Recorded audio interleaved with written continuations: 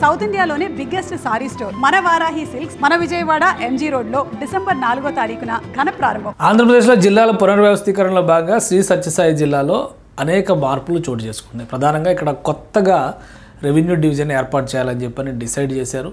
సత్యసాయి జిల్లాలో అది Madakasira revenue division అవుతుంది. ఇది ఏ మార్పులు రాబోతున్నాయి, దీనివల్ల కలిగేటువంటి ప్రయోజనాలు ఏంటి, ఇంకా ఇతర మార్పులు ఏమైనా ఉన్నాయి? ఎందుకంటే హిందూపురం జిల్లానే కోరుకున్నటువంటి పరిస్థితి ఉంది, కానీ హిందూపురం జిల్లాని కన్సిడర్ చేయలేదు కాబట్టి సంస్థాగతంగా అంతర్గతంగా కొన్ని బదలాయింపులు మార్పులు చేర్పులు జరుగుతున్నాయి. వాటికి సంబంధించినటువంటి వివరాలు మనం చూద్దాం. ప్రస్తుతం స్వరూపం ప్రకారం చూస్తే కనుక ఈ శివార్లో శ్రీ సత్యసాయి జిల్లా ఉంటుంది.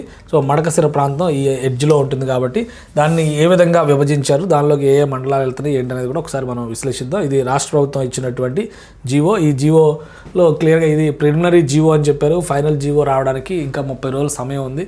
అభ్యంతరాలు సలహాలు తీసుకోవచ్చు. Restructuring of Sri Sathya Sai district, formation of new revenue division Madakasira, preliminary notification orders issued, అది ఇక్కడ చెప్పినటువంటి మాట. ఇక ఇందులో పేర్కొన్నటువంటి ఇతర మార్పులు చేర్పులు ఏంటి, వీటన్నిటికి సంబంధించి 30 రోజుల గడువు ఉంటుంది. జిల్లా కలెక్టర్కి, ఒకటే జిల్లా కాబట్టి అదే జిల్లాలో ఉన్నటువంటి కలెక్టర్కి ఫిర్యాదులు సలహాలు ఇవ్వచ్చు 30 రోజుల తర్వాత. అంటే డిసెంబర్ 27వ తేదీన దీనికి సంబంధించినటువంటి నోటిఫికేషన్ జీవో రిలీజ్ అయింది.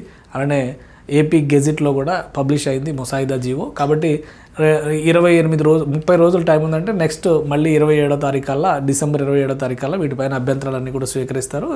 మార్పులు చేర్పులకు సంబంధించి సత్యసాయి జిల్లా పుట్టపర్తి కేంద్రంగా పనిచేసేటువంటి సత్యసాయి జిల్లా, ఇక్కడ మడకసిర కొత్త రెవెన్యూ డివిజన్ ఏర్పడుతుంది. ఆ మడకసిరలో పెనుగొండ, ప్రస్తుతం ఉన్నటువంటి పెనుగొండ రెవెన్యూ డివిజన్లో నుంచి మడకసిర, గుదిబండ, రోళ్ల, అమరాపురం, అగలి ఈ 5 మండలాలు ఇందులోకి వస్తున్నాయి. ఈ 5 మండలాలతో ఈ కొత్త రెవెన్యూ డివిజన్ ఏర్పడుతుంది. సత్యసాయి జిల్లాలోనే కొనసాగుతుంది.